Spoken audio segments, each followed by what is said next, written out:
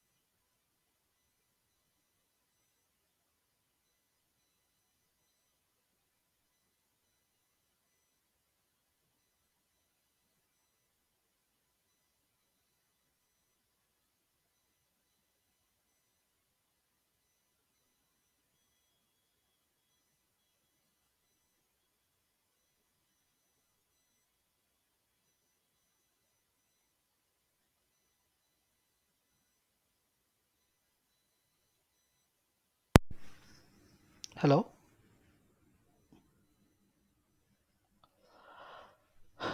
Hello. Yeah, Mani, now I can hear. Okay. I was actually. I'm not sure what happened. Okay. Anything she can able to hear or okay? Your voice is too low. Okay. So what I was saying was, I would like to just run through you the what is IaaS platform as service and software as service. Mhm. So previously in the previous, so first coming to the concept of cloud. What is cloud?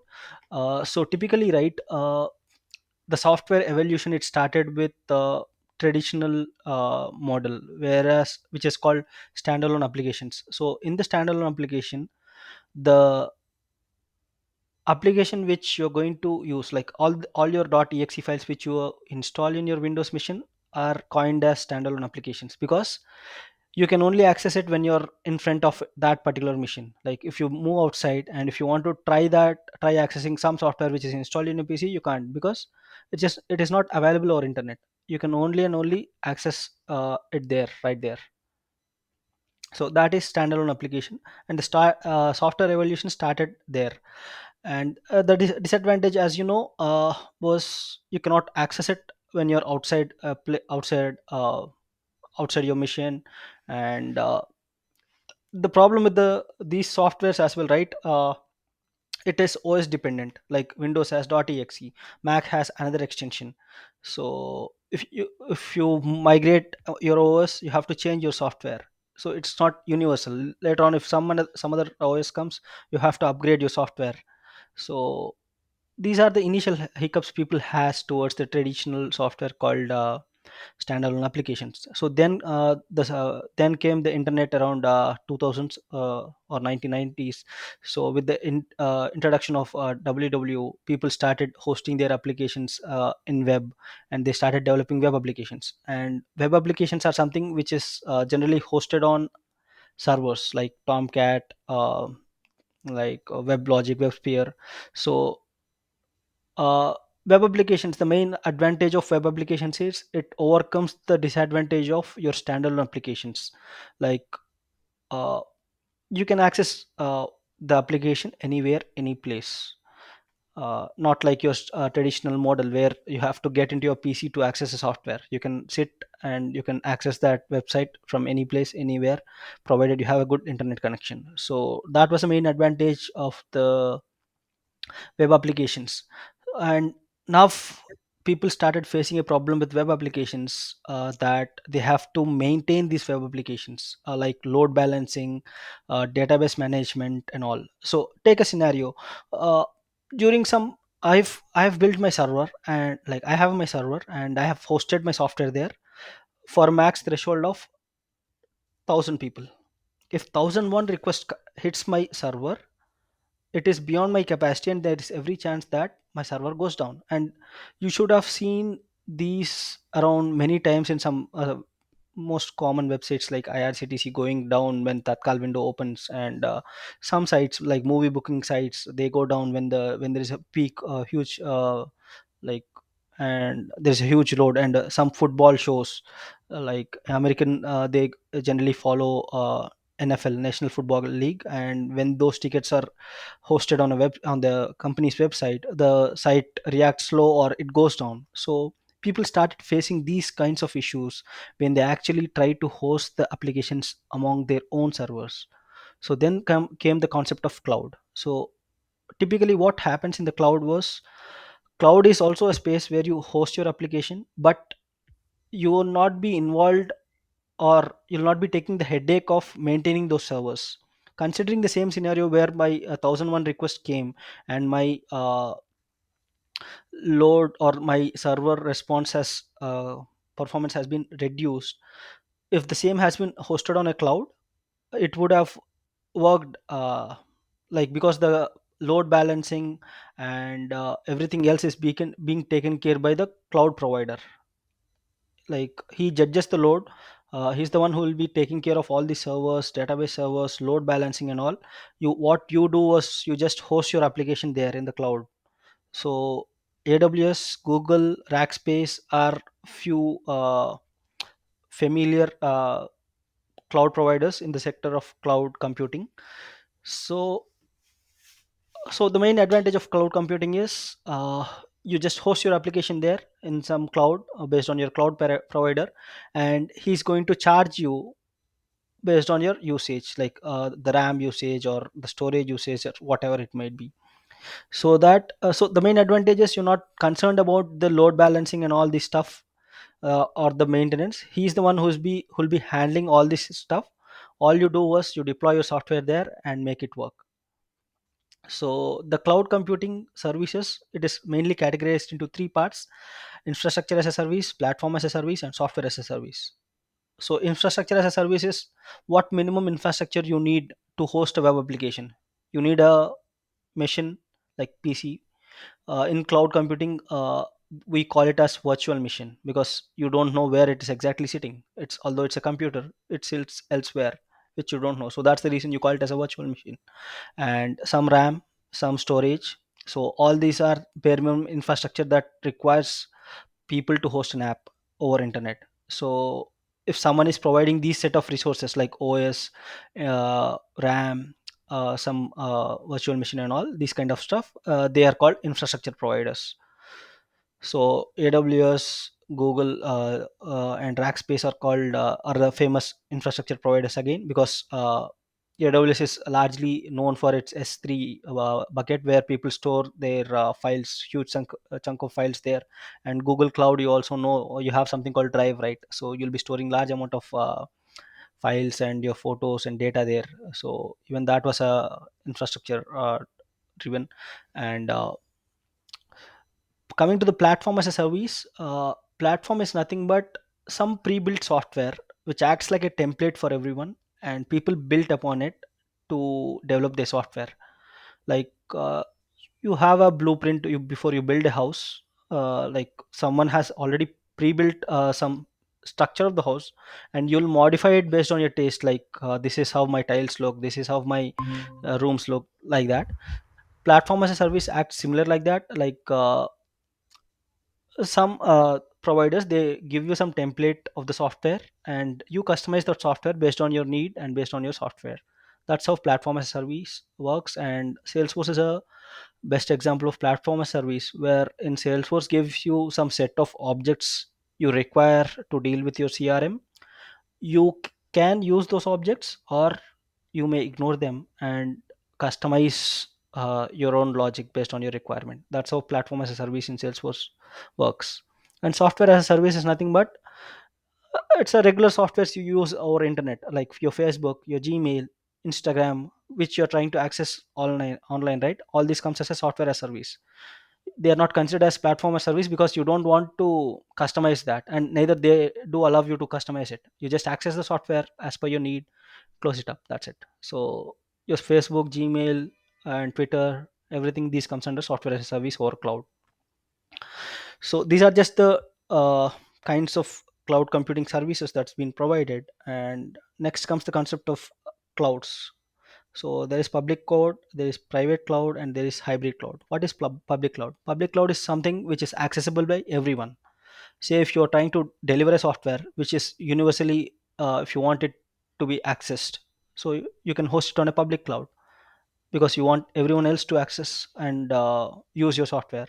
And in the private cloud, you only host those applications or those softwares which is to be only accessed by some set of people.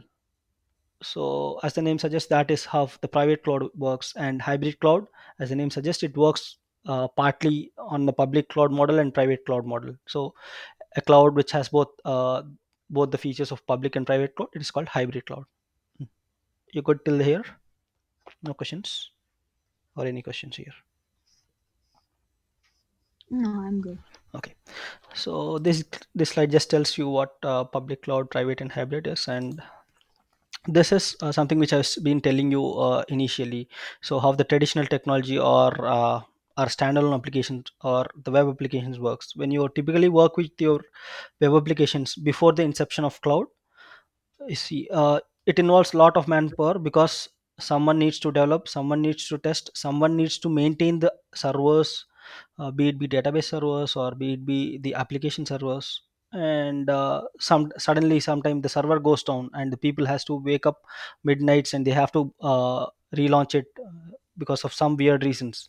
So these are the main hiccups around traditional technologies, traditional web application, because of which people started migrating to the cloud, so as to they just pay them the for what they use and they just host their applications elsewhere, whereas this os virtualization, server storage, networking, all these been handled by the cloud providers. And as I said, Amazon, Salesforce, Google are some major cloud providers in the market. So next comes the kinds of clouds that is there in Salesforce. So uh, there is Sales Cloud, Service Cloud, Marketing Cloud, Community Cloud. Apart, these are not all. You have something called Commerce Cloud. You have something called Health Cloud. You have something called Gov Cloud. But the most widely used clouds for sales and service. So what are these clouds actually? What do they do? So you know that cloud is already a space which hosts an application and where an application runs. So sales cloud is where uh, the sales application runs, that you call it as a sales cloud. So when we say sales, what does sales involve? Like typically when some company has to do sales, right, it cannot directly go to customer and say, hi, I have launched this product, please buy it. No, no one will ever going to buy it like that. So sales process generally it starts with campaigning, and then through campaigns they get some leads. Then leads, there could they see an opportunity in lead, and the opportunity uh, is bound with some quotes, negotiations, and all. After that, it will if the customer is willing to buy a product, then it will be account. And so these are few terminologies that is involved in sales. So campaigning is nothing but your marketing. You go outside through digital media or in person or ads or whatever, or some campaigning you do through campaigns. So that's how you get your leads, and then you convert your leads to opportunities wherein you see a business with the person, and if person is really interested in your project, then he holds an account with you, with your software. So all these stuff is bundled together and hosted at a place called sales cloud. There is more to it, but on a high level, what sales cloud does is this part of your business where you sell your products to your customer. And service cloud, after you sell your application, there comes something called service. Like you might get some problems around the product or you might need some assistance. So all these things are bundled together and hosted at a place called Service Cloud. Service Cloud mainly deal with cases, entitlements, milestones, and all. These concepts will be discussed at a later point, but as the name suggests, Service Cloud will handle the post sales process. Like after a product has been delivered to a customer, he'll deal with the issues or concerns or some feedback or some questions around that will be handled as part of Service Cloud. And Marketing Cloud, as the name suggests, so if sometimes, right, people they as part of campaigning they send emails, they send SMSs and all. So this email sending part, sending an SMS are not available as part of sales process, although campaigns are a part of sales. But extensive marketing, if someone likes to do it, they have to buy something called Marketing Cloud, wherein people can send a SMS, email on some conditions with different templates based on customer journey. Like if my customer is 2 years old with me and I want to give him some offer, I can send a email with some offer uh, from the Marketing Cloud. So you have like various things to do around marketing, not just campaigning. So they just took it off from the sales and launched it as a separate product called Marketing Cloud. And as I told, there is more flavors of clouds in Salesforce, like Health Cloud, Gov Cloud, Commerce Cloud. So each does a specific set of functions. Not everything does the same. Based on your business, you can choose a proper cloud and work upon. Say you're working with a say once you get into a project and your client is a medical provider or uh, healthcare. He belongs to a healthcare domain. So sales, although it works, but if you deal in the terms of campaigns, leads and all, it does not suit that much to the medical domain, right? So that's the reason Salesforce has given something called health cloud, wherein the terminology called patients and all, that comes right there. Patients, healthcare organizations and all, they deal with these terminologies around. So when I say cloud, so these are the few flavors of Salesforce, like Sales Cloud, Service Cloud, Marketing Cloud. Everything is chargeable. Like if you want to buy Sales Cloud, that holds a different price. Service Cloud, it holds a different price. Marketing Cloud, it holds a different price. So each and every cloud, if you have to buy to go host your application or to build your application, it holds a price. And the choice, it depends on your business or your client, what business is doing. Based on that, you'll take a call to which cloud you go for. Clear till this point, or any questions around it?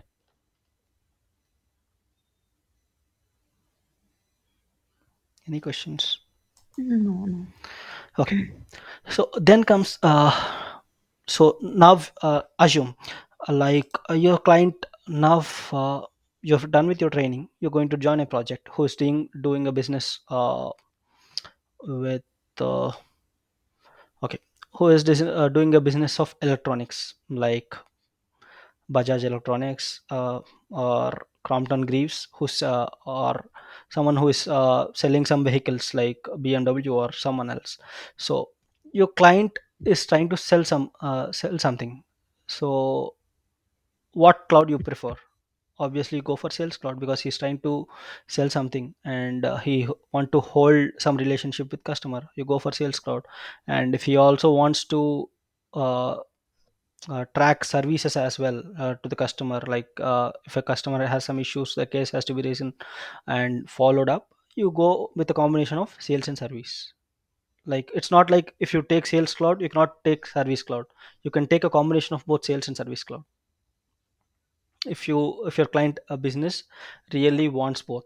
So assume I took a uh, Sales plus Service Cloud, I have opted it. So now, what edition, there is something called edition in Salesforce. So edition will tell you that what services is offered by Salesforce on your environment. uh, I'll just bring you here as an example. You buy a sim through Airtel or Geo or whatever service provider you have there. So when you buy a sim, right, you have different set of services. The sim is same, but the services are different and the package is different. So one sim, the sim is like one package will give you local calls and data of 1 GB per day, whereas STD and ISD is not provided for 99 rupees. And under another package you get STD calls as well. The data limit is increased and you'll get it at 299, and you'll get all these services at 600 rupees. So the sim is same, but the number of services offered are different. Similarly, Salesforce has something called editions.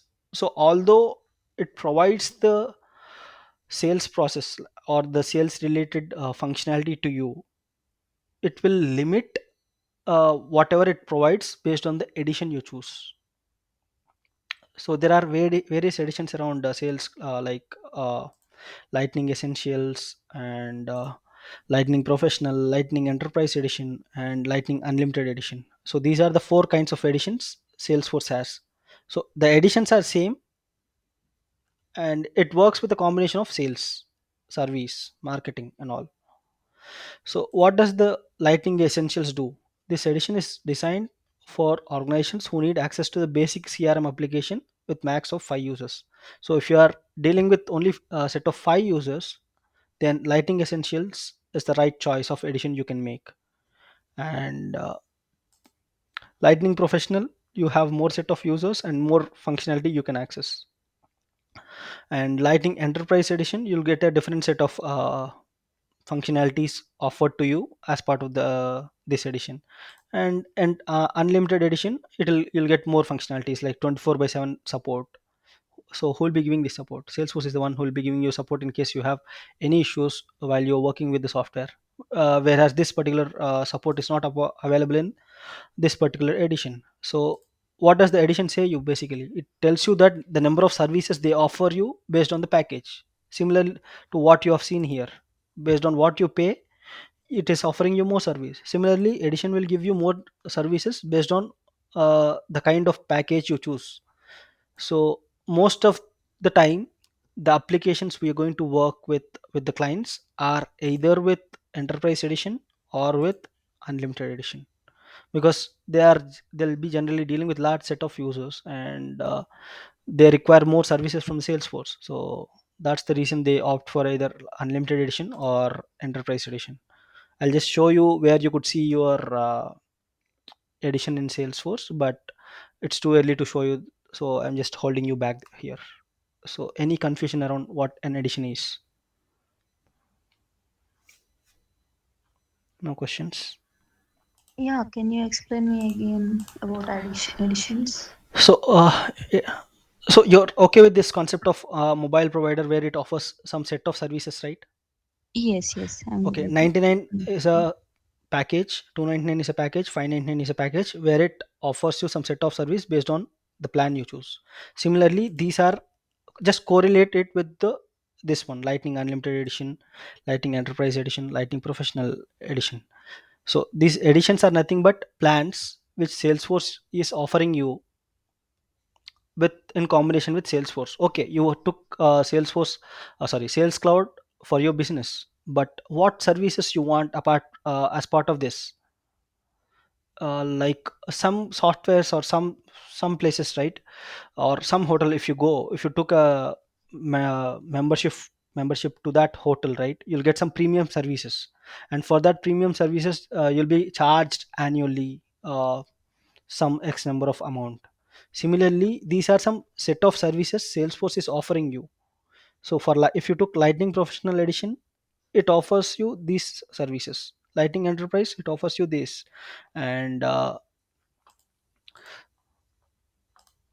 and Lightning Essentials, it offers you this. So the set of services varies based on the edition you choose, similar to the plans which we have considered as part of the mobile operator. Like you have 99 plan, 299 plan, 599 plan. These are the editions, and each editions cost you a different set of amount. Let me just show you on the web how the Salesforce charges you based on your edition, so that you'll get a better picture.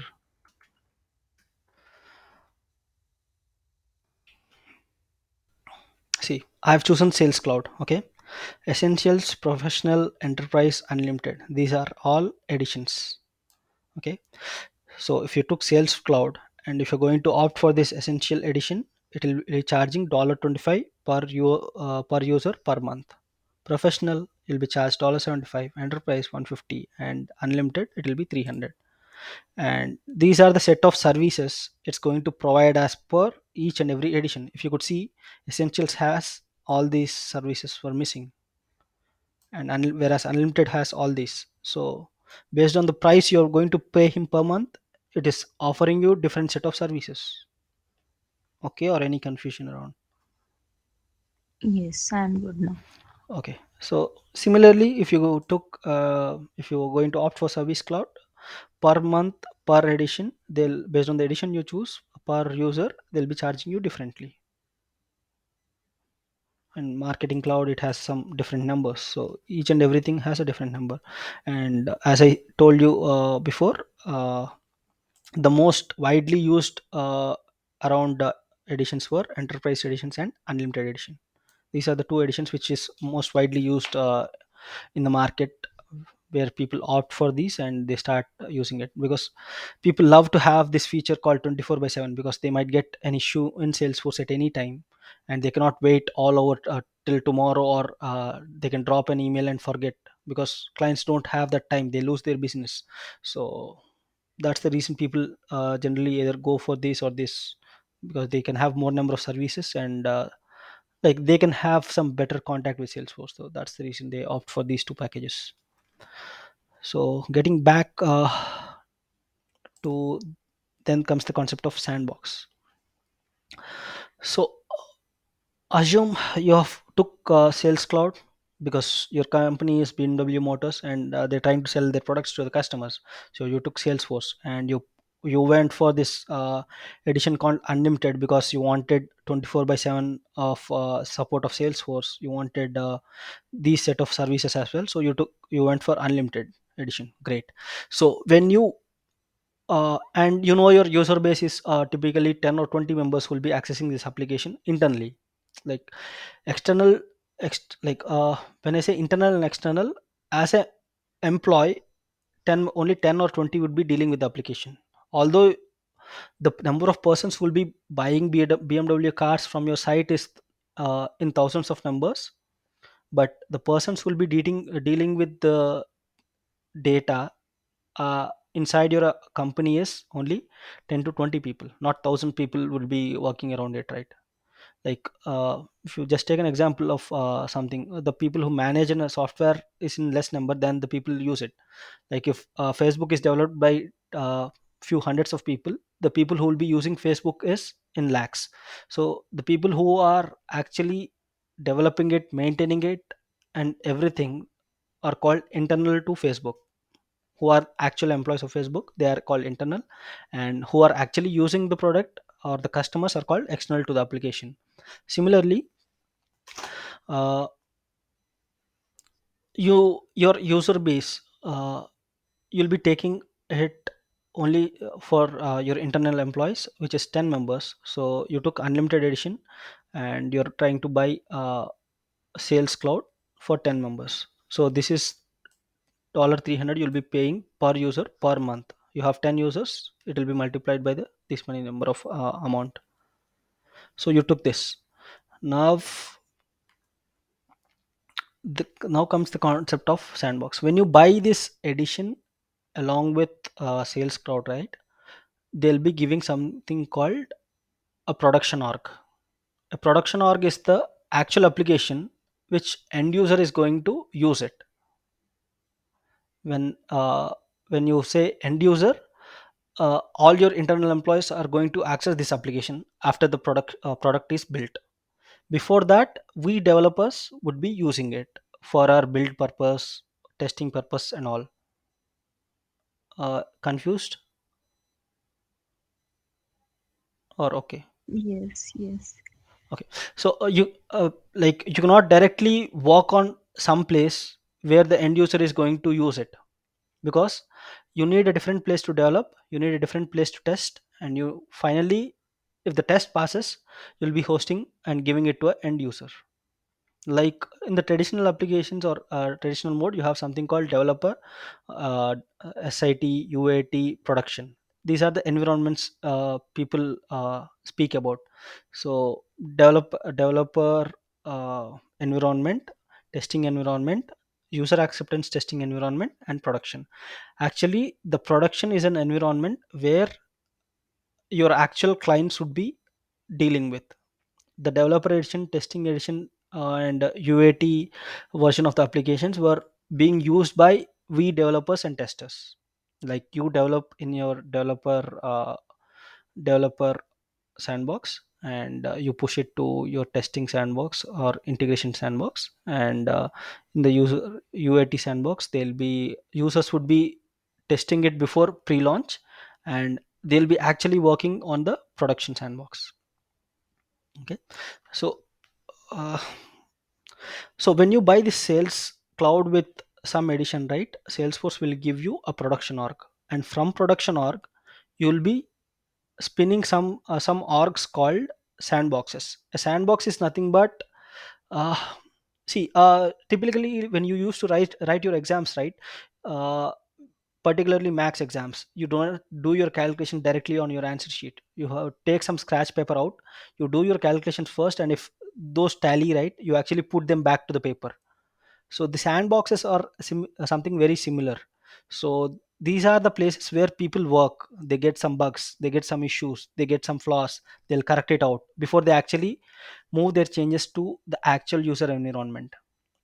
It is very similar to what you do in your max exam, where you do your rough work in a separate place called rough column or a rough sheet, and then you replicate the actuals into the main sheet. Very similar, you have something called production. You not Production is nothing but your main sheet, and these sandboxes are something which is a rough sheet. So whatever you're trying to build, you first do it in the rough sheet. If everything seems good, you move these changes to the production, which is your main sheet. Clear till this point, the difference between production and sandbox? Yes, yes. Okay, sandbox is nothing but, for now you think that it's a rough area, or uh, some place where you do your development, testing, or whatever you want to do. You do it for time being, make sure everything is working properly, and once you feel everything is good, you move your changes to the production where actual clients would be going to work. Because the issue is, if you work on the same place, both the developers and clients, they might see issues at any time. Because I am in the process of development, someone is in the process of testing, and they left in middle and they go away, there could be some flaws, right? So to avoid all these, we work at a rough place called sandboxes, and then we'll bring these changes to something called production. Okay, so these are the editions. Enterprise Unlimited Performance Edition. So your sandbox, that it's a rough place where you do your changes, right? So when you choose an edition, if you choose, like we have opted for unlimited edition here. So if I opt for unlimited edition, I'll be getting 100 developer sandbox, 5 developer pro sandbox, one partial copy, and one full copy sandbox. So now comes the question: what is developer sandbox? What is developer pro sandbox? What is partial copy? And what is full copy sandbox? You know that sandbox is some rough area where you work for some time before you finally move your applications. But what are these sandbox are? So if you come here, so developer sandbox and developer sandbox, developer pro, partial copy, full copy. These are the kinds of sandboxes, and these are the features it comes up with. Like full sandbox, refresh interval is 29 days, storage limit is same as your production, what's copied is metadata and data, sandbox templates are available. So let's see what these attributes are: refresh interval, storage limit, what's copied, sandbox template. Assume you have your production, which is your final end product in your hand, and from production you'll be creating sandboxes. And so when you buy uh, unlimited edition, you'll be getting 100 developer, 5 developer pro, one partial copy, and one full copy. So uh, first let's see what is refresh interval is. So you have created a sandbox from production, and from the production, if you want to copy your data back to sandbox at any time, that is called refresh. Like when you created a sandbox from production, there are 1000 records under account. After 20 days of time or 29 days of time, more records were added in production.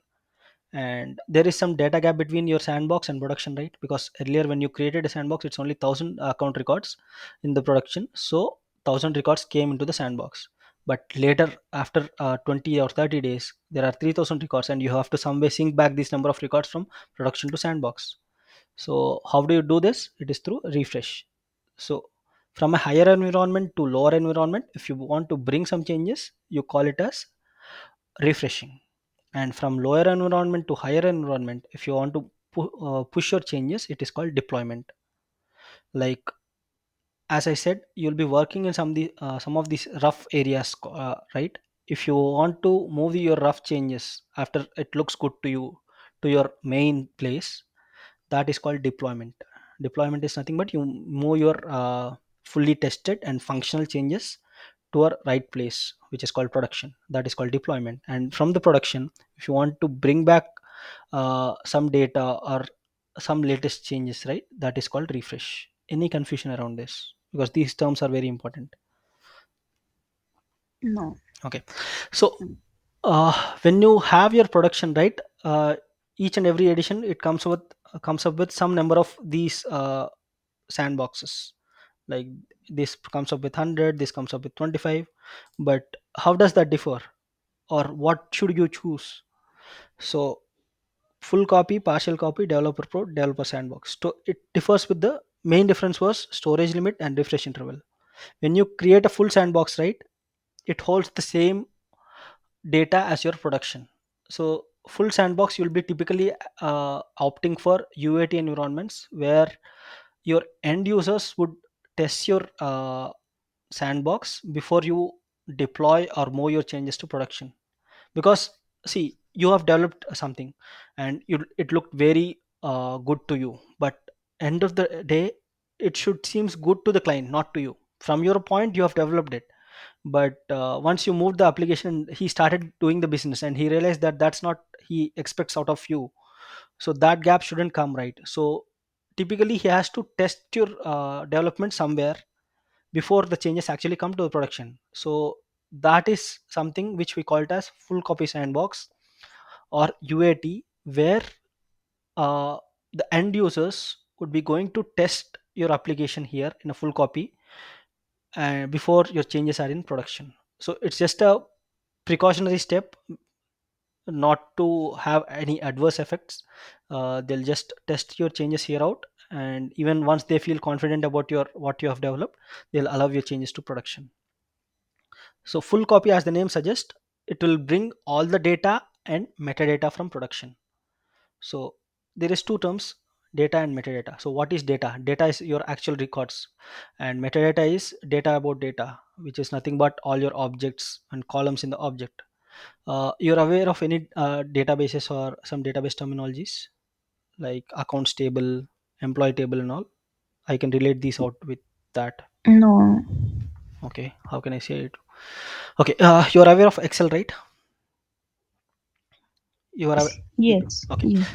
Assume you have some employee information in your Excel, like employee name, employee salary, employee ID. Okay, these are the headers you have in your Excel.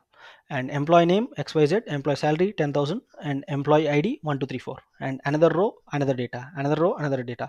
So all the data you call it as actual information, you call it as data. And the columns, right, employee name, employee salary, employee ID, these you call it as metadata. Because without metadata, data cannot exist. If you just provide fill these data out and give to someone, although they could identify the name, if you just put a number in the cell, they cannot identify what that number is. It could be year of birth, it could be a salary, it could be something else, or it could be their company's revenue. So until and unless you specify the name of the column, right, they cannot realize what that data belong to. True. So metadata and Yes. data work in hand with each other. So data cannot exist without metadata. And like if you just have metadata without data, it makes no sense.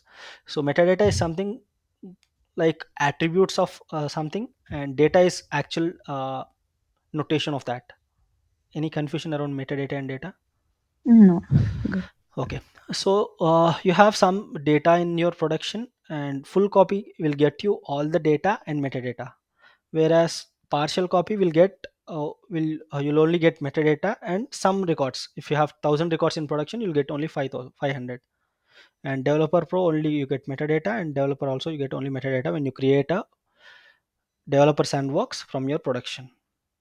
And the refresh interval, if you see, if you created a full copy sandbox from production, the refresh you can take is only for 29 days, and whereas partial copy you can take a refresh for every 5 days, and developer pro and developer sandbox you can refresh it out for every 1 day. So as I said, refresh is something when you bring back your changes or data in your production to your sandboxes, you call it as refresh. And when you push your changes from lower to higher, it is called deployment. Deployment and refresh, these terminologies seems okay for you, or any confusion around this? No, I'm good with it. Okay, so whatever I've just said you, right, this is a pictorial representation of that. So what activities you do in Salesforce? Typically you develop things, and the testing team, they'll test your changes. And uh, integrations might happen, like you have to deal with the external systems, so that is called integration. So if you look at the picture, you tend to realize how the sandbox work. When you buy a Sales Cloud with unlimited edition, this is what Salesforce is going to give you: a production org. From the production org, you create a full copy sandbox, and a partial copy sandbox, and a developer sandbox, and three developer sandbox. Sorry, developer pro and three developer sandbox. So developer sandbox, people develop it. So all these three people are developing, right? They are developing changes independent of each other. So once it comes here, it will be tested it out here, like the changes are tested here, or the unit testing happens here. See, there are two kinds of testing: unit testing and a testing which is actually done by a proper tester or a QA resource. So developer pro sandbox, developer test their functionality after the changes were merged, because this is developer 1, this is developer 2, this is developer 3. Both the three developers are working on some common module. So there might be, like, when they test their changes here, it might work, but after these three people code come here, changes might not work, because his code is overriding some of his changes, and his changes might override or impact some of his changes. So that's the reason we have something called developer pro sandbox, where these all these changes of three developers are being merged and tested here. And partial copy sandbox is where testers will test, and full copy is where UAT happens. UAT is where your clients would test the things out before finally launching your application here. So this is the flow that generally happens in most of the projects. So again, we have discussed these terms called deployment and refresh. So you have your production, you have your developer sandbox. So from here, if you want to bring some data here, that is called refresh. And from here, if you want to migrate something here to production, it is called deployment. So pushing your changes from sandbox to production is called deployment. Bringing the changes from production to sandbox is called refresh. So how to access sandbox and how to access production? So sandboxes are being typically accessed through this URL called test.salesforce.com, and production will be accessed on this URL called login.salesforce.com. Any application which is hosted in Salesforce, you can access through either of these, login.salesforce or test.salesforce.com, until and unless your company has some restrictions around logging these domains. I'll add more content around these at later point of time, but for now, if you want to access a sandbox, you access through test.salesforce.com. If you want to access a production, you access through login.salesforce.com. These are the two URLs to access Salesforce. And now comes the concept of license. So what is licensing? So license in Salesforce is specifies the functionality that a particular user can access. Okay, so you bought a sales edition, right? Okay, uh, sales edition plus service edition combo, you bought it for BMW Motors. So, and you have 10 users. Not all the 10 users would be performing same set of actions around your application. One would be dealing with customers, like handling cases and all, and one would be actually dealing with the sales process within your organization, and some other person would be actually monitoring whatever you do, like your manager, what he does. He actually monitor what you do, but he doesn't work most of the times, he only grab the reports and all. So not everyone would perform the same set of actions in your company within Salesforce. True. So licensing will help you to get that functionality only for that particular user. If I have to say, uh, you bought the sales cloud with unlimited edition, but the pricing, right, you cannot you're not going to pay $300 per user. It depends on the license, because not everyone is going to access same set of data or same set of doing the same job. So one what wants lesser access in your application and someone wants more access. Like typically manager wants lesser access, they just monitor what you do, and the ones sales representatives or customer care agents, they want more access to the application. So licenses are something which restricts people only to some certain set of functionality. Clear with this term called licensing, or any confusion around it? No. Okay, there comes the kinds of license like user license, feature license, and permission set license. So when you create a user in Salesforce, he certainly has to have a license that is called user license. And feature is nothing but add on to the user license. By default, you know that this particular user is going to work on these set of functions only, but later at some point of time, if he has to work on a different functionality and his license does not support that, you're going to buy another license called feature license, which just like an add-on. Like, you've exhausted your data in your mobile, and although you have a valid package for next 3 months, you only want data recharge, so it is like an add-on data package you'll be choosing. So similarly, feature license is nothing but it's just like an add-on on your existing package, which is nothing but your user license.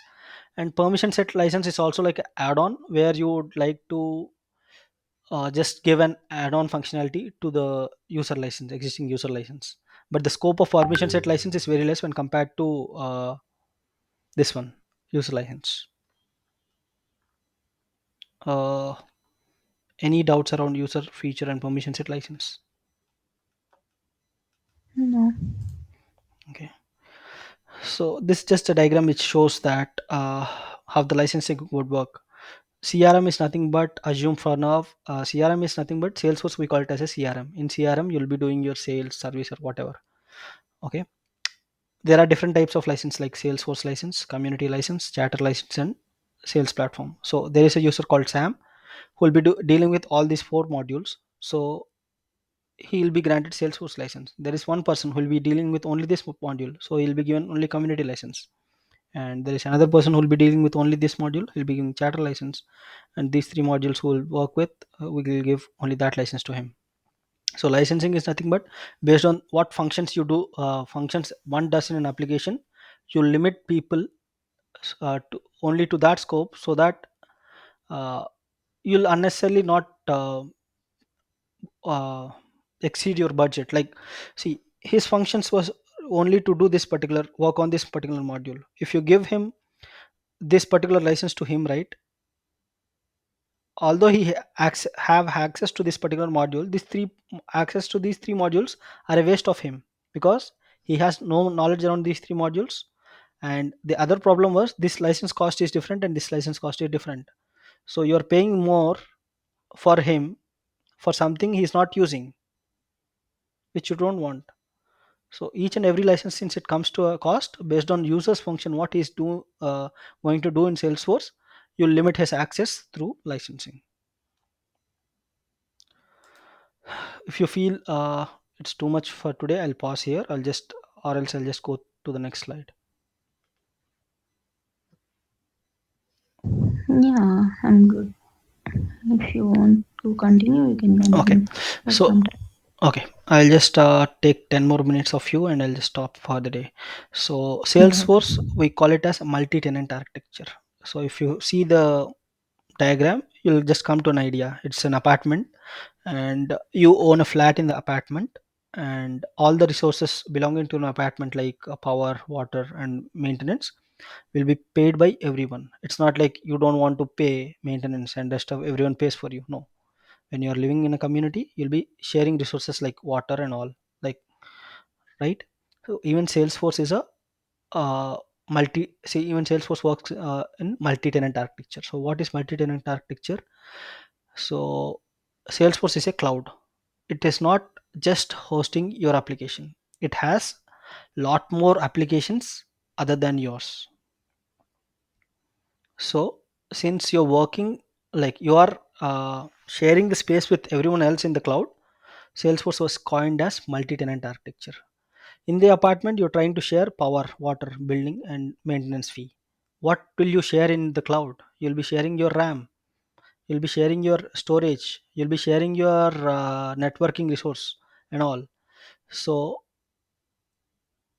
when someone is when you live in a multi-tenant architecture, right, each and everyone has a equal rights on the property. Similarly, in the Salesforce cloud, each and every application has equal rights to get its own resources. Like, you cannot generate a fake load into the Salesforce server, and such that, like, just think, you and your opponent were using Salesforce, and you come to know that even your opponent is working on the Salesforce. So sorry, even your opponent is using Salesforce, what you do, you generate some fake cloud or whatever, so that you consume maximum of RAM, maximum of storage, such that rest of the people don't get the space even.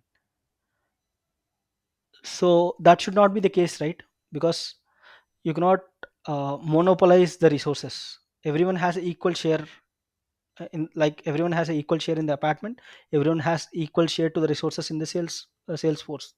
So for that, to avoid someone monopolizing and overutilizing the resources, then what Salesforce is providing, Salesforce has brought something called governor limits, which we'll be discussing about it in when we start into the development part. But for now, just think that Salesforce works on multi-tenant architecture, where each and every application running has equal access to the resources. No one can monopolize the resource and such that everyone else get impacted because of one particular application running. Okay. uh, After that, so when you actually log into the Salesforce, right, you can view Salesforce in two views. One is Salesforce classic view and other is Salesforce lightning view. Like when you look at this particular screen, right, you could actually realize that this looks something like age old software, and this is more like advanced and it has a better look and feel. So that's the major difference. Look and feel is the major difference between classic and lightning. And there is few different in functionalities as well, which we'll be covering at a later part. But Salesforce, when you actually log into the Salesforce, you can have two different views. One is called classic view and another is called lightning view. The same set of data which you see in classic will also appear in the lightning view. It's only that the look and feel is different. Now I'm going to just show you how to create a developer org. Because see, uh, you are learning Salesforce, right? But you just want to get some hands on, get into the Salesforce and see what it looks like, what you can do, what you cannot do. So you want some place where you can actually try your hands out, right? So that is where uh, you can register into the Salesforce. There are two places. Salesforce.com is one place where you can try yourself getting into the Salesforce application and see how it works.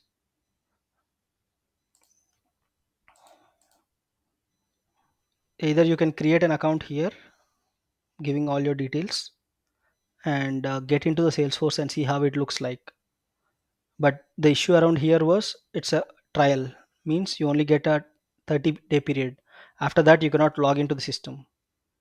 There is one more place or one more flavor of the Salesforce which is called Developers Edition. This is a lifetime version.